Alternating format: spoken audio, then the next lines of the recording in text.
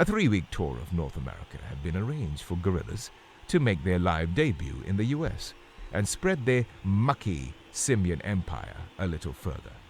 But before they set sail, there was just one other small matter to attend to.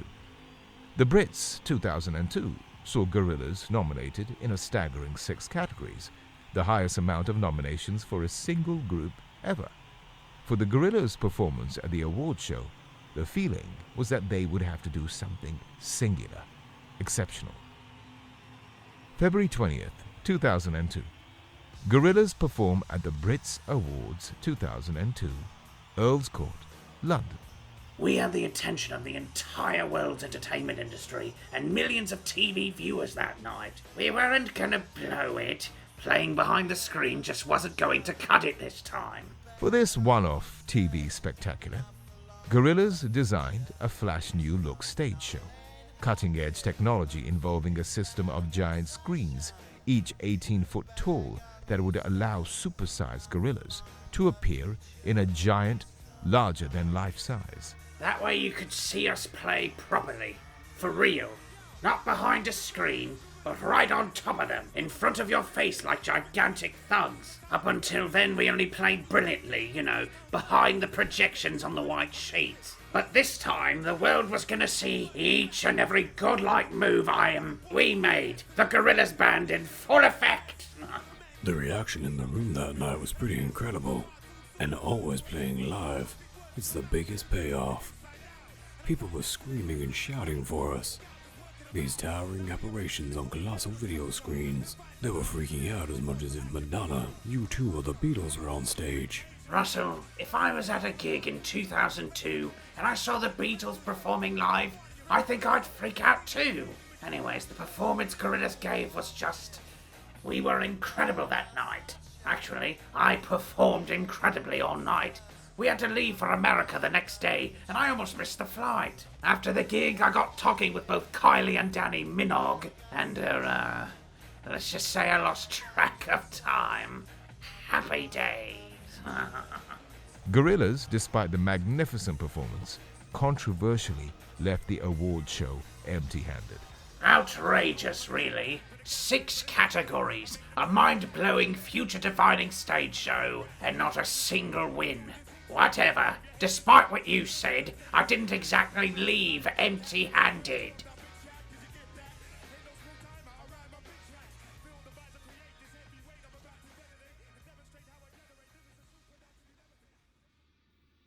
February 1st, 2002.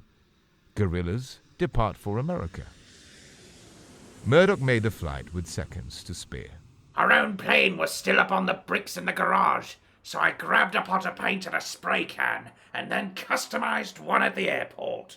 The North American tour had been planned to unveil the Gorillaz live show to the US, and also ran alongside the stateside release of Gorillaz' G-Sides album.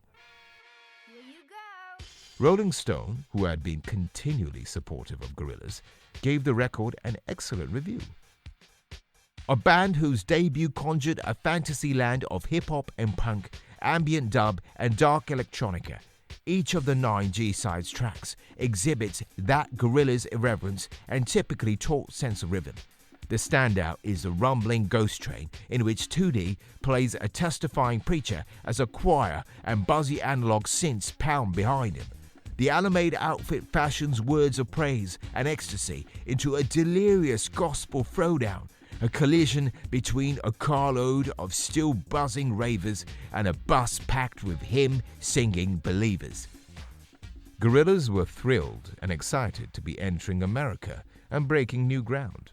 Murdoch was rubbing his hands together on the plane over and over. I'm going to enjoy this. Hamburgerland, here I come. Other than Russell, the members had never been to the States. Also, most of the band thought. Murdoch was arrested immediately due to an incident in Buffalo County, Nebraska, some 15 years previously. As the Gorillaz touched down, Murdoch was nicked and held in police custody for 24 hours. He was only released upon the presentation of a security bail set at $500,000 US. He made the first concert with seconds to spare, but it was a shaky start to the tour. You must have done something pretty serious. Not really. It was something to do with some soil and livestock I forgot to declare, and it was only a little gun, which I was holding for someone else that day. This minor burp overcome, Gorillaz enjoyed a passionate, if diverse, response. If the success they had witnessed in the UK had been impressive, the reception they received in America was overwhelming, dwarfing all preconceptions. We gave them something they'd never seen before. We hit that place like a hurricane. The early dates of the tour took a little while to get right, but when it did, it hit really hard. February 23rd, 2002. Gorillaz perform at the Toronto Docks, Canada. The opening night in Toronto was pretty hairy. We had a new set of visuals that had been updated from the British tour, so soundcheck was spent checking out whether these were gonna work or not. The company that had worked on the stage said Wildcat had gone out of their way to reconfigure the visuals since the last gigs. At this stage, on the first night, everyone was unsure as to whether Murdoch would be released in time to play. But as Gorillaz stood to lose a career-killing amount of cash, the concerts had to go ahead one way or another. Even up to the sound check, there was the belief that Murdoch wasn't going to rejoin the tour. So we spent all night training a stand-in bass player, a brilliant musician of some repute by the name of Roberto Occhipinti. He had the skill and the tenacity to learn the whole album in one night with a little last-minute national aid from one of the crew. However, in the end, Murdoch turned up and stared at Roberto with a kind of "Who the bloody hell are you?" type expression. "Sorry, chum, that's my spot. Sling your hook." So I just flung on the bass, adjusted my strap, and away we went. Acclimatizing to the new visuals, hired equipment, and the monitor problems culminated in Gorillaz underperforming on the opening night of the tour. More importantly, the concept of Gorillaz playing behind a screen was an issue that dramatically divided the audience's opinion. While some admired the creative ambition and bold artistic statement, others felt simply that it let the fans down and led to an inability to connect with the crowd. Much of the audience felt deflated by the lack of genuine band presence. When the stage lighting was properly positioned and the shadows were thrown in the correct way, the effect worked very well. It was possible to both see projected animations and experience the work of the live Gorillaz band combined. When the effect didn't work, it meant that neither aspect was experienced properly, and there was a disconnection between ourselves and the audience members. It was difficult for us to realize that at the time, as we were playing from behind the screen and couldn't see the audience. I think you may have just explained the problem. Yes, but we did judge the reaction on hearing the cheering from the audience, and that seemed very loud and approving. That might have been my fault. I made a tape of a crowd cheering which I played through the PA to get us in the mood. Gorillaz also did themselves no favors with their refusal to perform an encore that evening. A website set up to gauge the reaction of Gorillaz' audience received many posts from disgruntled followers who, as fans of the album and the videos, felt that the live show was too removed and possibly even ridiculing their own audience. I love every ounce of the record produced by this unique and talented group of artists, but they overstepped their boundaries in thinking a live tour could back their studio and MTV2 acclaim. And as for musical legitimacy, they lost it when they robbed the crowd of what every fan deserves, a real encore. The review went on to comment, "Snide setups of prefab pop ripoffs should not become snide prefab pop ripoffs in themselves, and that's exactly what this felt like.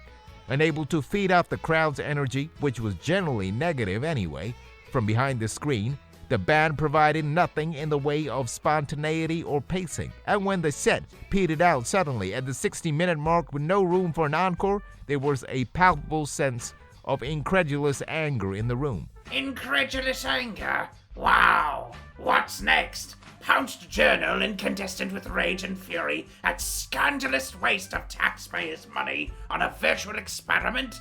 Not interested, Sonny. For a moment, we thought the screen might have been a mistake.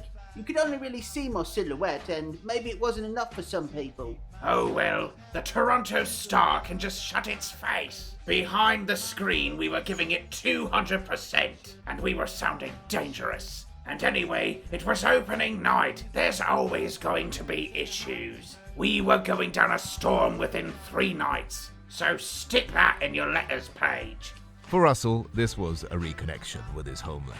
Yeah, it felt like coming home. The land that bred me has proved to be among the most receptive to Gorillaz. In some ways, I feel like this is a stepping stone to even greater things. In the same way Muhammad Ali used boxing to draw attention to his message, I feel Gorillaz' success has given me the power to communicate positive beats, a life-affirming love, and some excellent hip-hop props to the world. The beat goes on and just keeps growing. Just like the man himself. On the second night in Boston, Gorillaz extended their sound check to work out any gremlins that had appeared in their stage show in Toronto. The concert that night was a marked improvement, and the band were back in the saddle. Murdoch naturally took to his overnight superstardom like a fish to drink and dived right in.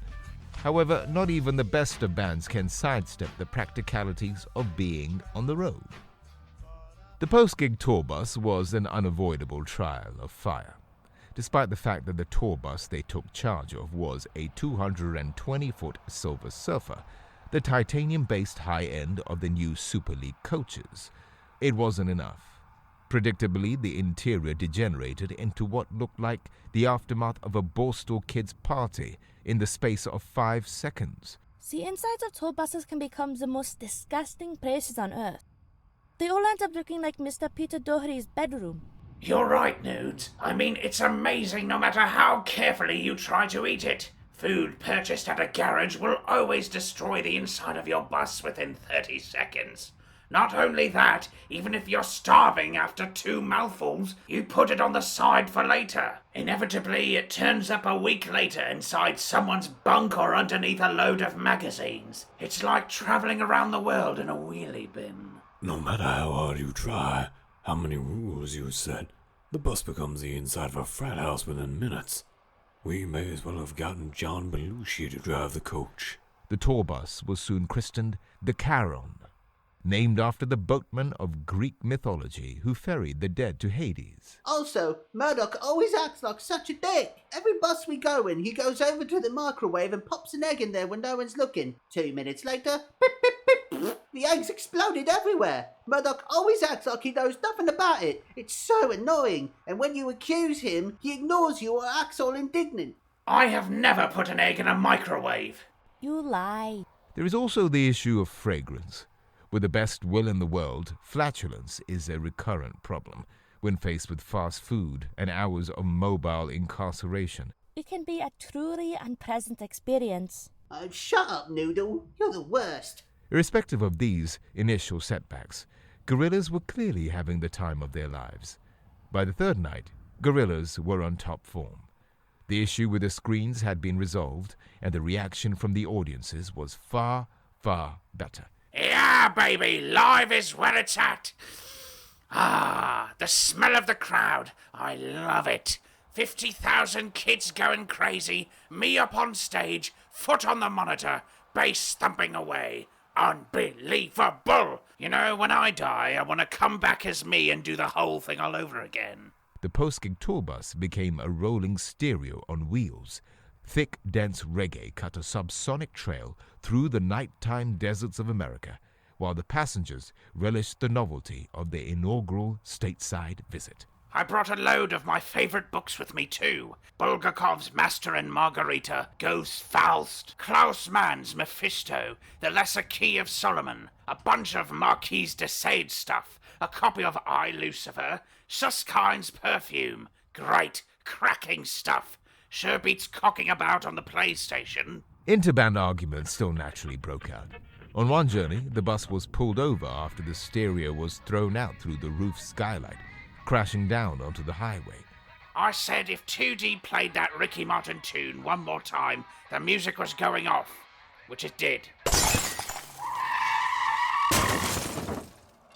As the tour progressed and Gorillaz eased their way into their new A-list status, the pace of celebrations escalated. Murdoch's hotel room was usually the venue for post-gig bouts of bacchanalia, his suite, resembling a cross between a Russ Meyer film and a Marx Brothers sketch, blasted out music till the early hours. With the heady energies of concert and the wild, abandoned on-tour atmosphere, Murdoch's wicker ceremonies became more frequent. The rider had gone from 48 cans of strong continental beer plus an assortment of sandwiches to now including demands for items such as smoked hemp, spider's liver, juniper berries, goat shit, hemlock, powdered snake bone, plus bunches of lavender, nettles, and yarrow stalks. These were accompanied by the usual array of potato-based elixirs. The tour rumbled on, and Gorillaz noticed an increased respect from other artists in the industry. A chance meeting in a lobby ended with Gorillaz being invited to a concert and post-gig tear-up with hip-hop headcases, the Wu-Tang Clan. Yeah, that was good. Things like that just bring it all back home for me. These were artists that I had great respect from. They saw my lemonade in the bar, clocked that I was from Gorillaz, and we took it from there. There was even talk at one time about a possible hookup with the Woos on record. I don't know why we never chased that one up. Gorillaz were riding high on a tidal wave of hysteria, a crimson crescendo of chaos. The concerts were met with increasing enthusiasm, but the unbridled extracurricular hedonism began inviting far darker clouds. Murdoch skillfully managed to allow a demon entity to enter this world, thoughtless. By performing his half-baked satanic rituals when he'd been hitting the bottle, he just became careless. Left his book open, didn't quite finish off whatever incantation he was meant to be performing, knocking candles over, and this thing, a black-skinned demon boy, just crawled out of the middle of his salty pentagram. A spirit of a malevolent child devil. This caused us no end of problems. Housemates complained continually about having to scrape off waxy pentacles from the bedroom carpets. She shouldn't have come in. I'd left the already disturbed sign diligently on the door every night. But still at 7:30 a.m., like a cancerous clockwork, she came going. Hello, housekeeping? Go away. Due to Murdoch's endless post-gig portal opening antics, Gorillaz on the road catering crew now had to provide meals for moody sprites, knackered fawns, and numerous hungover satyrs. This created a fair amount of resentment from the tour manager, Colonel Duffy, a man whose limited time was already heavily lent upon. Noodle had now become a virtual recluse, walling herself up in her room at the hotel or choosing to remain in her bunk when the band traveled by bus. The other members of the band put it down to a combination of her young age and road fatigue. The truth is that Noodle, suffering in silence, was experiencing odd flashbacks, snapshots of her forgotten past. It would seem that her suppressed memories were beginning to erupt from her subconscious. She did receive a certain amount of solace from Gorillaz' bodyguard, a 7-foot circus sideshow named Nature. This kind-hearted, goggle-eyed ginger monstrosity was another one of the Gorillaz crew who was constantly put upon to protect Murdoch and all from the most mundane and self-induced kind of trauma. If rock and roll had an honor system, this man would be a lolloping hunchback of medals. However, even the most loyal of soldiers has a limit. Colonel Duffy quit after knocking on Murdoch's door for a wake-up call, only to be greeted by a naked griffin. Being on a band on the road is like being in a bubble, you know. It's impossible to know what's really going on after a while. You just end up kind of gathering people in your wake. Like when we were in America, there was this clown, right? Full costume, big red shoes and everything, who seemed to be with us the whole time. He was on our bus every night, really drunk, picking fights, falling asleep in the aisle, cigar burns everywhere. Everyone thought he was a guest of someone else. Turned out no one knew who the hell the bloke was. Sweet guy, though. It was the music that kept us together at this stage. Murdoch's one-man roadshow was beginning to grate on both the band and crew alike. Noodle was taking it particularly badly. It was difficult. This was when the Gorillaz band really started to pull in separate directions. I think the four of us were unsure of each other's motivations and intentions. It led to a sense of distrust and maybe even resentment, I guess.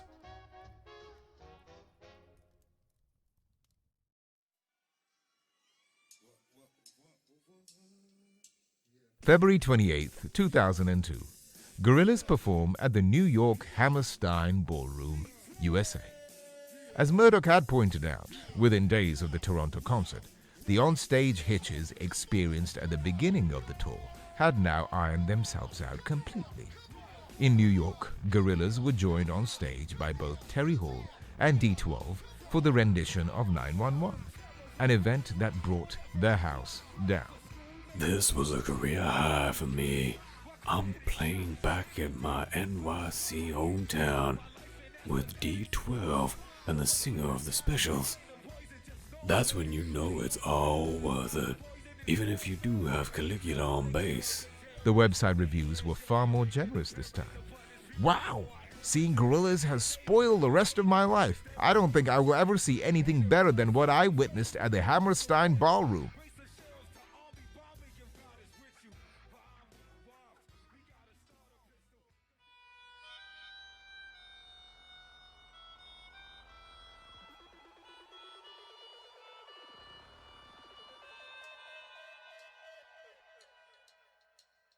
March 8th and 9th, 2002.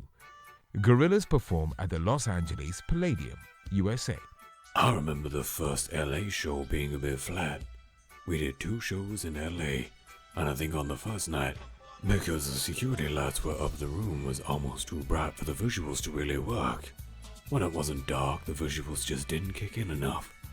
But the second night was great. At the second gig in LA, the band were graced with the presence of a duet of Hollywood A-listers in the comely forms of Drew Barrymore and Cameron Diaz. Murdoch was unsurprised by their appearance. Oh, of course they were going to turn up at the gig. I'd left a trail of breadcrumbs leading from their doorstep all the way to the venue, which of course I retraced straight after the concert. Oh yes. Murdoch blew his Lothario act with a little jumble sale of facts that he delivered to Mrs. Diaz, a post-concert sweat still visible on his green-hued brow. Oh, for the love of sweet Satan, don't bring this old chestnut out again. What did you say to her? Oh, yes. Sorry, Miss Diaz. You were fantastic, and the Mexican, she was never in that film. Me and Russ were just watching and laughing from the opposite table as Murdoch tried to work his magic, as he likes to say. To her credit, she never corrected the odorous, slimy bass player. Festivities continued for a crew of revelers back at Shea Nichols, resulting in the bass player missing the tour bus, which left for Mexico the following day. As the Gorillaz wagon rolled out to a gig that would signify a great change for the band, Murdoch was still finishing a really long sentence. Mexico was always gonna be heavy. Murdoch by now was an entirely different entity, staying up night after night talking to these spirits he'd conjured up.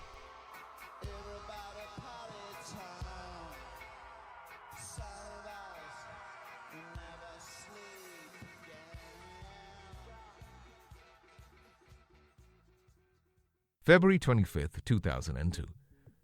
Tomorrow Comes Today re-releases, hitting number 33 in the UK charts. In the updated biography issued with the single, Murdoch had made a passing comment about now being bigger than Satan, flippantly suggesting I might try and get him to do a guest vocal on my solo album. The release smacked of arrogance, and possibly even a 2-fingered salute to the man Murdoch had originally struck a deal with years before. This throwaway declaration cast a shadowy hex upon Gorillaz.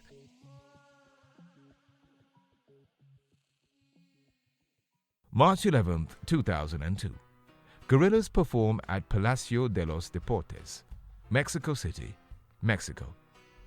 By the time the Gorillaz stage show rolled into Mexico, tempers were frayed, energy low, and brains all around generally frazzled.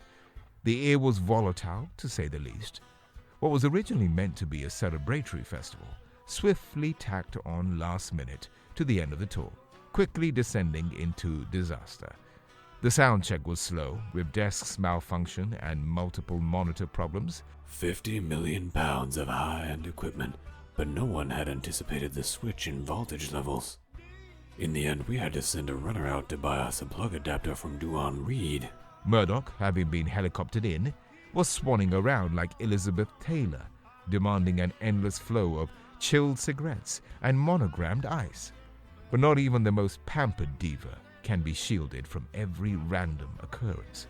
At the venue, right, I was standing at the bar when somebody dropped a cig butt into the Giffer's beer.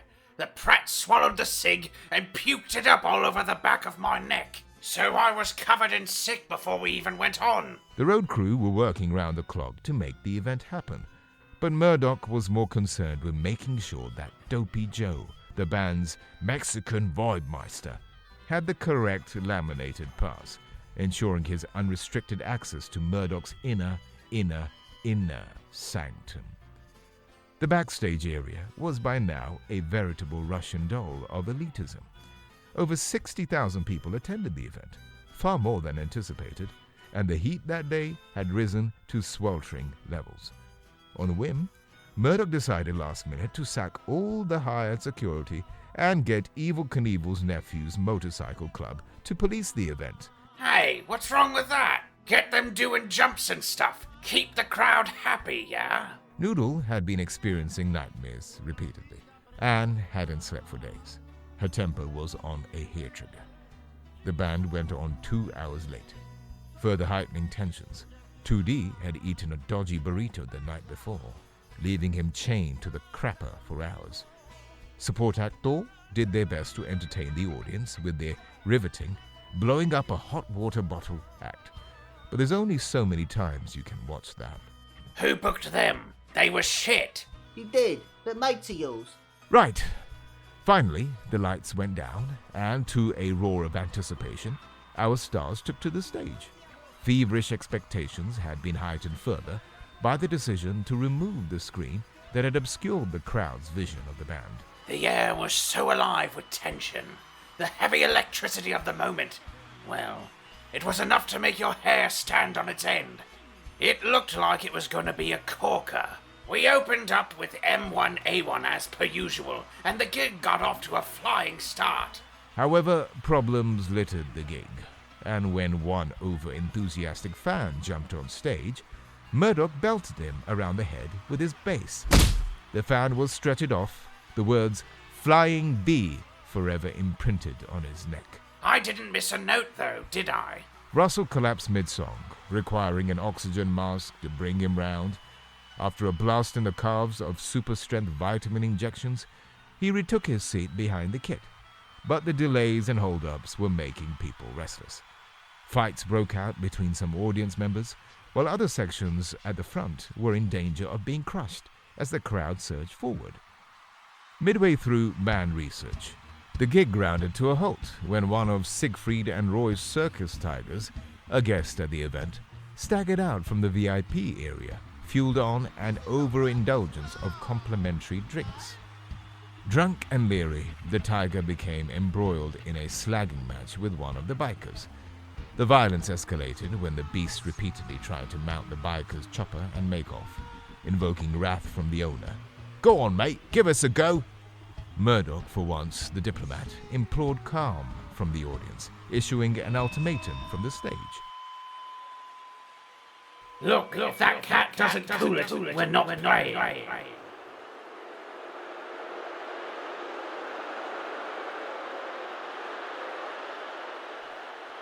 Things seemed to settle back down for a period, and the band started up again, going into a chilled-out reggae version of slow country.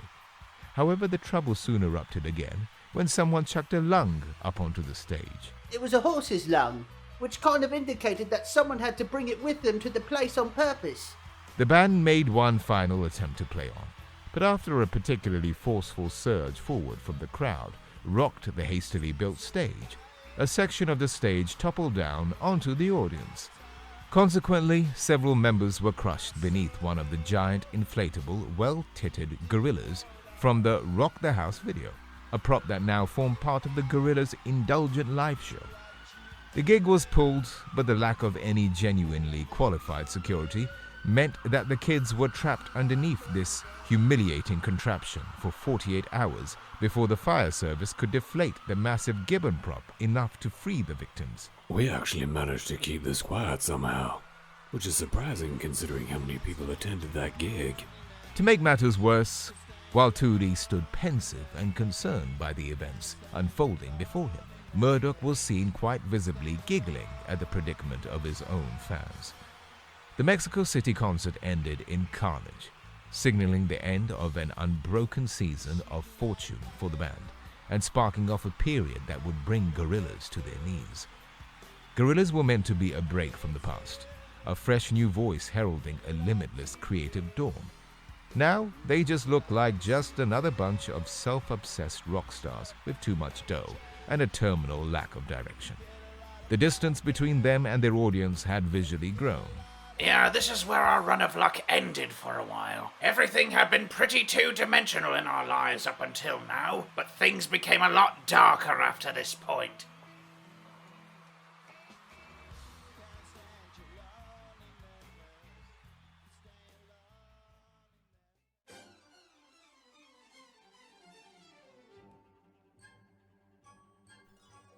With the American tour behind them and offers of film deals falling out their collective arse, Gorillaz decamped to LA for a 6-month descent into darkness and screen tests that stretched the band's patience to breaking point. Inhabiting a rented house high up in the Hollywood Hills, things soon went from bad to weird. I got the hint from a gig down in Mexico. Maybe it was time to chill out, knock the Ouija board stuff on the head, and maybe take a couple of weeks out to just kick back and enjoy the fruits of our labors, you know. We have been going at it pretty hard for maybe 4 years non-stop. I also got the impression if we didn't regroup, maybe either Noodle or Russell would quit. March 13th, 2002. Gorillaz move into 125 Mulholland Drive. Apparently Mulholland Drive is 50 miles long in total. I bet you their postman is knackered by the end of that shift. I was unsure about this whole move from the beginning. The American tour was originally planned to be a 3-week expedition to bring our sound to the people stateside. Then we were gonna get back to Kong and lay down some new music. Now we're living in a house in Hollywood, looking at film scripts. I mean, this didn't really feel like the right steps for Gorillaz to make. I bunged a load of the dough we made from the tour down on the house. I thought, you know, party time. Let's sit by the pool, plan our next move, and see what some of these film cats have got to say for themselves. I never realised we were going to be away that long. I don't even remember locking up our studio properly. 3 weeks is one thing, but a couple of years. The giddy excitement of being featured by the LA glitterati certainly gave a brief, if shallow, extra sparkle to Gorillaz' world.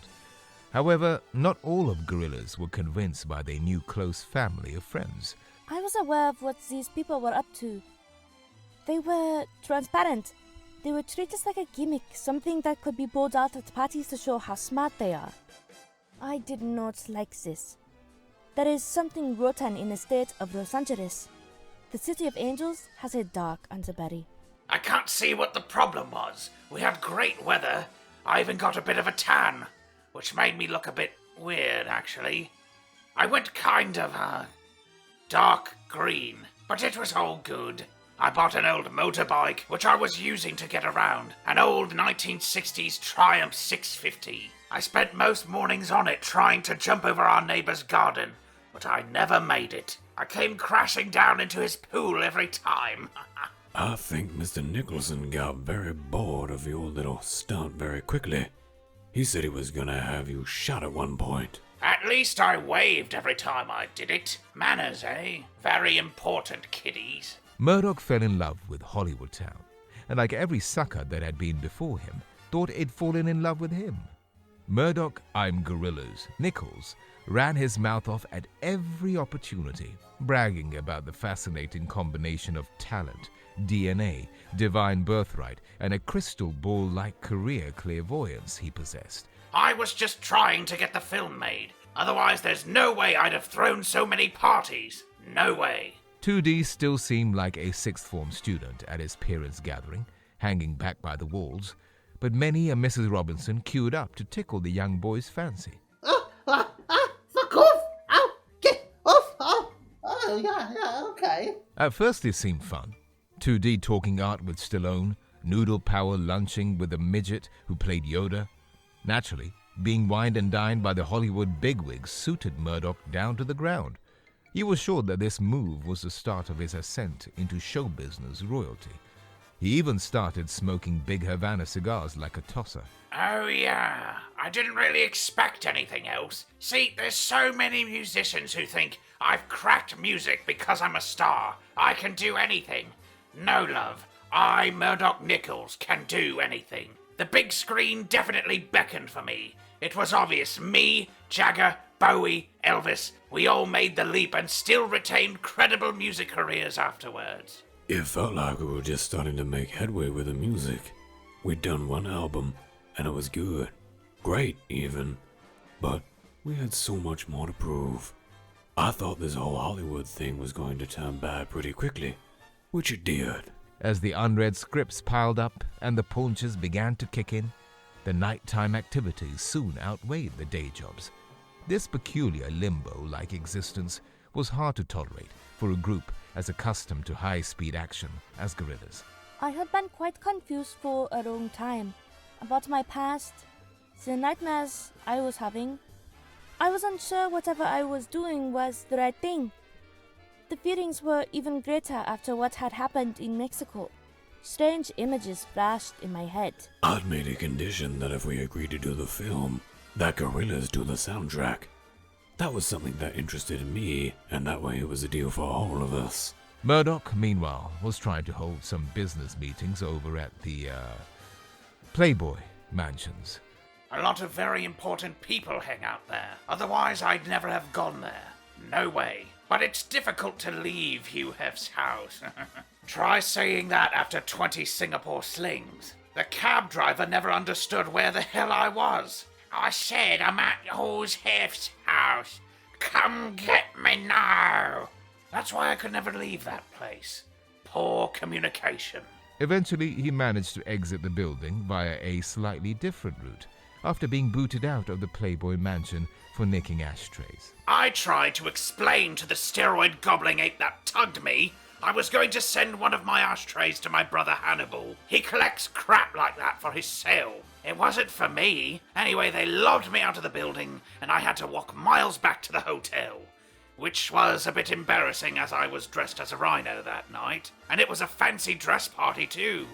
Though before I got flung out, I did meet this lovely girl there. She had long bleached blonde hair and a fake chest. Oh, yeah, I know that one. Looked a bit like Courtney Love if you squinted. I spent a couple days with her though. Lovely girl. Very strong shoulders, I remember. Good with a hod. What happened to her? Oh, I don't know. She got in a mood with me about something, so I thought, too much tension, baby. I'm gonna go get in my buggy and scoot. Something may have gotten her riled up, but I think we left on a pretty good note. Last thing I remember was her waving goodbye to me. She did have a gun in her hand, though, but I thought everything was cool. News of Gorillaz' presence in Hollywood spread fast. I mean, we tried to keep a reasonably low profile, but, we're Gorillaz. We're quite popular in America. Soon, every crank and crony from Long Beach to Burbank began using the Gorillaz' new pad as some kind of black magic flophouse. Pill-popping starlets and sandal-wearing knob jockeys all came to hang with the Gorillaz. This threw the animated four-piece right off their game. One particular guest, a small Jesus-bearded fellow by the name of Wee Jimmy Manson, took a disconcerting shine to Gorillaz. He would turn up repeatedly at every gathering and stayed for days on end. It was almost like he was observing, studying Gorillaz, and in particular Murdoch.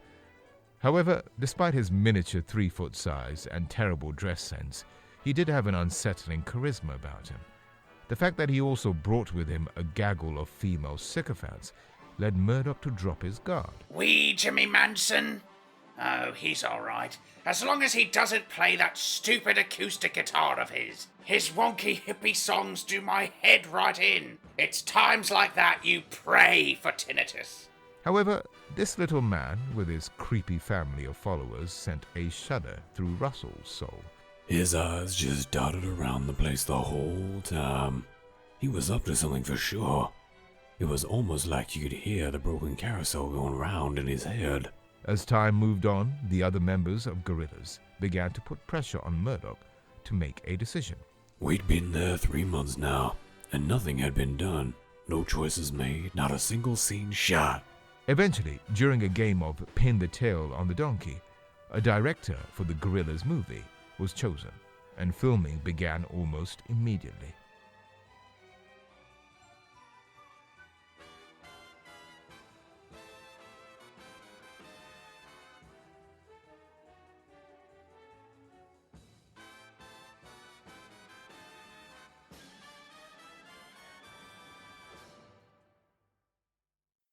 June 23rd, 2002, Gorillaz commenced filming on Whoops! There Goes My Career.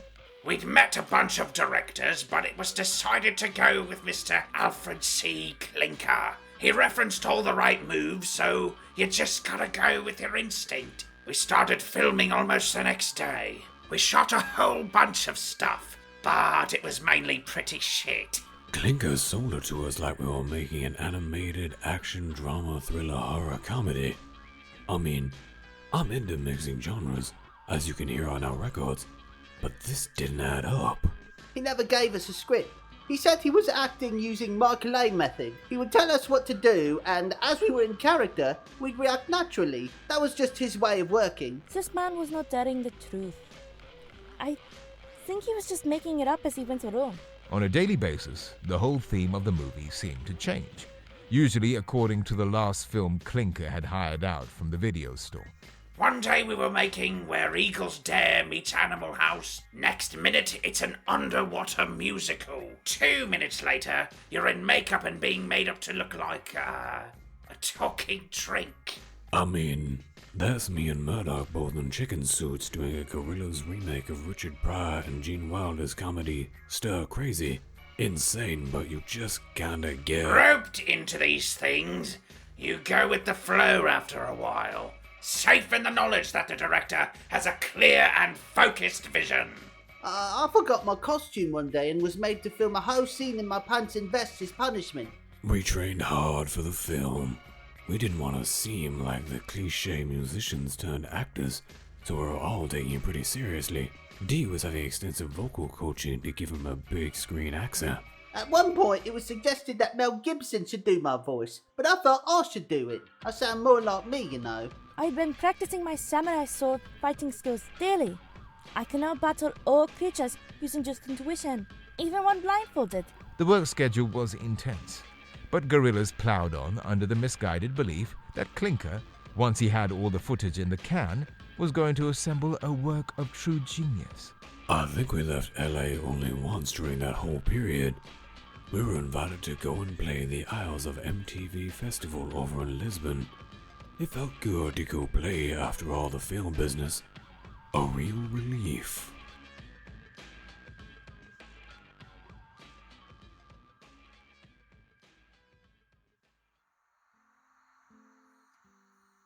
July 20th, 2002. Gorillaz played the Isle of MTV Festival, Portugal. The event was hosted by R&B queen and US style icon Kelis and DJ producer Roger Sanchez. The lineup included live performances from both Gorillaz and Morcheeba.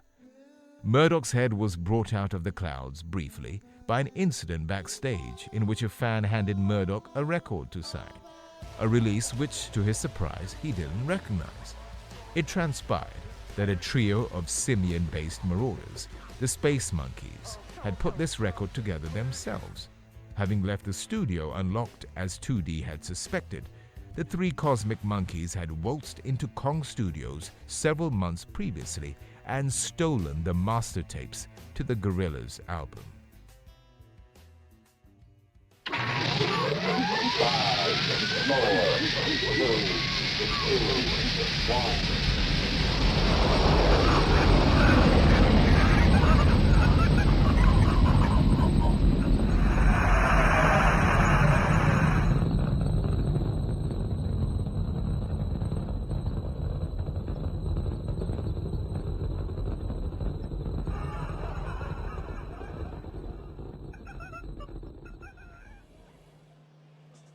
The tapes were remixed by the Apes and subsequently released under the title Laika Come Home on June 24, 2002. Apparently it was some kind of communication to the stars. You know, an attempt by them to contact whichever stupid jungle mothership they'd been booted off. I think what they did with the album was good. A real good take on the album we'd put out. Okay, but when you give three monkeys a great album and an unlimited amount of computers, sooner or later they're gonna come up with a dub version of Shakespeare. Anyways, do you know how hard it is to get monkey crap out of a carpet? They ruined our studio! The only information regarding these three thieving chimps came in the form of a badly written note left taped to the door of Kong. I bet you Dr. Wurzel had something to do with all this bollocks. It's got his fingertips all over it. First my Winnebago, then my album. I'm going to knock his Adam's apple out when I catch up to him. Just watch. Irrespective of Murdoch's annoyance, the album was reviewed favorably and added another element to Gorillaz' growing catalog. The July 2002 edition of Q carried a very enthusiastic assessment. Space Monkeys take the kid-hop pick-and-mix of the Gorillaz album and subject it to the bass of reverberation, jam-jar rattling, and backwards tape babbles of classic Jamaican dub. Varying levels of remix mutation and nonsensical name changes make for a superb companion piece to the original. Uncut described the album as a novel experiment and went on to say that the Space Monkeys were usurping Clint Eastwood completely into a virtually unrecognizable fistful of peanuts. The benevolent comments did nothing to pacify Murdoch's fury at having his album hijacked by a bunch of mouthy chimps. With spittle coming out of the side of his sloppy gob, he added the monkeys to his ever-growing shit list. He seemed to have built up a fair few adversaries. Fun fact. The string arrangements on Laika Come Home have been credited to a man named Brian Piss. He claimed to be the second cousin of the great Nelson Riddle, who had arranged and conducted strings for Frank Sinatra. Brian is nothing of the sort. He's a musical conman and an all-around charlatan. His only other claimed credit was conducting the orchestra on Swing When You're Winning, the really good Robbie Williams album. The strings he arranged on Laika Come Home were all wonky and out of tune. They sounded like a clown being sick. Hence why they were all removed from the album. Anyone who has the misfortune to run into this fool should steer well clear. He'll muck your record up and charge you the earth for it. You have been warned.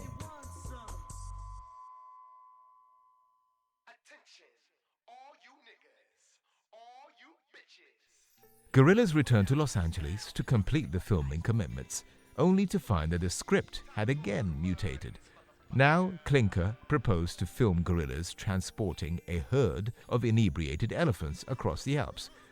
The director pitched his new vision as a cross between Hannibal Brooks and a Dumbo meets Barfly collage. Things on set took a nosedive, and the band's patience grew thin. Murdoch refused to learn any more lines. Russell's weight ballooned out of control, making it difficult for him to leave his trailer.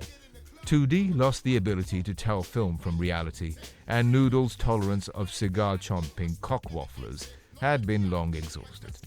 The last straw came when, after 3 months of intensive kayak practice, the big Deliverance water ride scene got cut. It was clear that the script, if one ever existed, wasn't worked out. Gorillaz decided to blow out the movie moguls and deaf the film off. This left Hollywood tosspot and short-ass egomaniac director Mr. Klinker fuming into his double grand skinny latte. Klinker Skin Baccio. are we always getting involved with these fake film directors? When we went to watch what Clinker had shot so far, it was all blank. Reel after reel after reel. Empty. I mean, who knows what he was up to? Murdoch, on the side, still pursued his acting ambition and, strangely enough, managed to get himself an audition in a brand new adventure series called Shoot to Kill, pitching itself as a psychedelic, speed-driven, rip-snorting, gun-toting 3,000-mile-an-hour biker burn-up through zombified America. It actually looked promising. Oh, it was meant to be Easy Rider meets Dawn of the Dead. It looked pretty good, in fact. I did the audition and they made my face look a bit weird, but I thought I was perfect for the job. I tore around the set on my chopper and did the skids in all the right place. A total natural. But then they decided you were too old for the part, didn't they? So they got some young buck from LA to do it instead of some old geezer from Stoke. Anyway, I thought we were here to do a Gorillaz movie. All of us together, you know. Murdoch switched his tack immediately. Why did we agree to this? Whose idea was it to make this damn Gorillaz film? Exactly. Los Angeles? Muds. It's an elephant's graveyard. I mean, this is the city that made a remake of Get Carter. We had to get out of there. Russell was relieved that finally Murdoch had seen the light and assumed Gorillaz were about to get back on course. It was clear we were getting nowhere fast. This situation needed some drastic action. Someone to take clear and decisive measures. Then it dawned on me. Of course! We're Gorillaz. The Gorillaz. We know exactly what film we want to make. We surely should write the script ourselves. Russell's body visibly sags.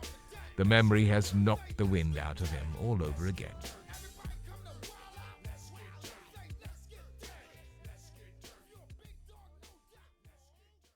The plan was simple.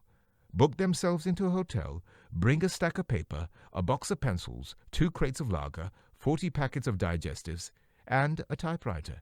It was sparkly clear to me. We'll knock this script out in 2 days. We've all seen loads of films. We know what we like. So why don't we write the film ourselves? It'll be great. It was obvious. The 3 other Gorillaz reluctantly agreed, and a room was booked at the LA Sheraton.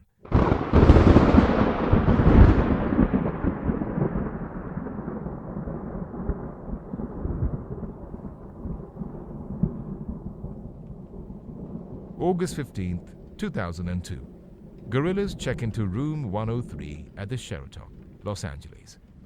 Immediately, really brilliant ideas began to fly around the room. Let's start with the car chase. It'll be about a band. No, a gang of, spies. On the run. Oh, no, wait. We'll shoot it in Malibu. It'll be like Dr. No meets The Last Waltz. They could barely contain themselves, thrilled by their own genius. Oscar-winning script-writing rock stars? These were true auteurs. They started with an excellent scene. Oh, this is so easy. We'll write about what we know. That way it'll be authentic. The real essence of the characters will come out, and people will know we've done our homework. Russell's patience for this was limited at best. With heavy sarcasm, he suggested a possible storyline to Murdoch. How about this? A bullying egomaniac bass player is convinced he can rule the world. He makes life a misery for the other members of his band with his constant narcissistic displays. Fate takes a hand, though, when he develops a disease, one that simply attacks that part of the brain that contains the ego. This is manifested by a huge boil that appears on the skull. Murdoch mulled over the idea. Not bad. Then what happens? He discovers that he's not the only one. There's thousands of these big-headed tossers falling victim to this disease around the world. The papers are full of stories of these plague-ridden, celebrity-obsessed knobs. Wow, this is good. I can't believe I've just come up with an idea like this. What shall I put next? Maybe this. It is revealed that this disease is nature's way of getting rid of the unwanted, destructive parts of society. All of the people whose ego has outgrown their talent receives the boil. The growth is the boil on the head of humanity. It is time for it to be removed. On a certain given day, all of the inflicted instinctively gather zombie-like in the middle of a stadium ground. where they are obliterated by a burning bright light that appears from the sky. The only way to avoid this fate would be to awake from your ignorance, your overinflated self-opinion, and realize that your talent, however great, doesn't entitle you to act like a pain in the ass continually. So, does the character have this revelation? Is he saved or not? I don't know, Murdoch. You haven't written the ending yet. Does the bullying bass player have an epiphany that saves him? Or is he removed from the face of the planet with the rest of the grime? You tell me. Tricky. I'll come back to that in a bit. However, sadly, as time went on, enthusiasm waned. Holes in storylines appeared, plots unraveled like balls of wool, ideas seemed less and less convincing, and central characters seemed implausible. Hours turned into days, days rolled into weeks, the weeks turned into... well, now you get the idea. After a month, it seriously looked like they were going to kill each other. Room service no longer were willing to venture up to the suite. Piles of plates, bottles, and cups lay stacked outside the door. Ashtrays were full. The curtains were drawn, and the sheets hadn't been changed in weeks. Murdoch had plopped the "Go away, door is electrified, room contains lions" signs on the door handle weeks ago. Rumors abounded of the strange goings-on in room 103. The endless click-clacking of the typewriter, the dislocated moans of people on the point of breakdown. Meanwhile, inside the smoky den, 2D was still a bottomless pit of storylines. Oh, I've got a good idea. Here's one. Okay. It's a film. It's set in a beach town in America, and unknown to the local residents and tourists, there's a giant killer shark lurking in the waters. Murdoch shot 2D a murderous stare, quite clearly on the brink of violence. That's actually Jaws, you useless goon. Oh, well, I've got one other. Don't go into the whole thing. Just give me the elevator pitch. 2D's face lit up. Okay, how about this? This is good. It's about people stuck in an elevator and they can't leave until they come up with a good story for a film. It's called Elevator Pitch. We could get Colin Farrell to play you know. Murdoch finally snapped. What the hell are we doing? We're musicians, not scriptwriters. This is a joke. Well, it doesn't have to be Colin Farrell. We could just ask Jack Black. Murdoch exploded, lunging at 2D. Grabbing his twig-like throat with both hands, he began throttling the hapless singer, squeezing the very life out of him. Russell stood up, raising himself to his full height. Put him down, Muds. Now. Murdoch, oblivious to the potential danger of a riled-up Russell Hobbs, continued his vicious and merciless assault. 2D's head was thrown from side to side. I said, put him down, Murdoch, before I do something we're all gonna regret. Noodle too leapt to her feet. Throwing herself between Murdoch and 2D, she bit hard into Murdoch's hand, trying to get him to release his stranglehold. But the red mist had come down and Murdoch held on tight. 2D's face had now turned a deep shade of blue, matching the color of his spiky hair. If he'd had eyes, they'd have been popping right out of his head by now. I ain't gonna tell you again. Drop him. Russell lifted up his big medicine ball-sized fist and brought it crashing down upon the bass player's head. Murdoch dropped to the floor like a stringless puppet. Freed from Murdoch's grip, 2D collapsed back onto the sofa and began gasping for air, his puny pigeon chest sucking up deep, desperate lungfuls. Murdoch, still dazed, sat up swaying, birds tweeting around his throbbing cranium. A moment passed before he shook himself back to consciousness. Everyone realized that a big line had been crossed. Being humiliated in front of his own band was a step too far for Mr. Murdoch Nichols. He'd brought this band to the top of the charts, around the world, and all the way to Hollywood. And this is how they chose to repay him? He didn't need these ungrateful muppets anymore. He'd be way better off on his own. So that's how it is, huh? Right then, my comrades. Enough is enough. It's been an incredible ride for all of us, especially me. But this is my stop. You lot lost the plot a long time ago. There's no way I can carry your sorry backsides anymore. Murdoch, His eyes ablaze with vitriol and venom, pointed his bony nicotine-encrusted finger right into Tootie's face. And you little blue-haired pygmy sod boy, are way too stupid to be alive. Let this be known. You've been a curse of banality since I first laid my eyes on you. If it weren't for your precious vocals, I'd have strangled you into a box years ago. He looked around the room at the others and sneeringly offered them a last salute. Happy life and all that, you losers. I'll see you on the other side. The door slammed behind him. And with that final kiss-off, Murdoch checked out of the hotel, checked out of the rented house, and checked out of the band. Gorillaz were over.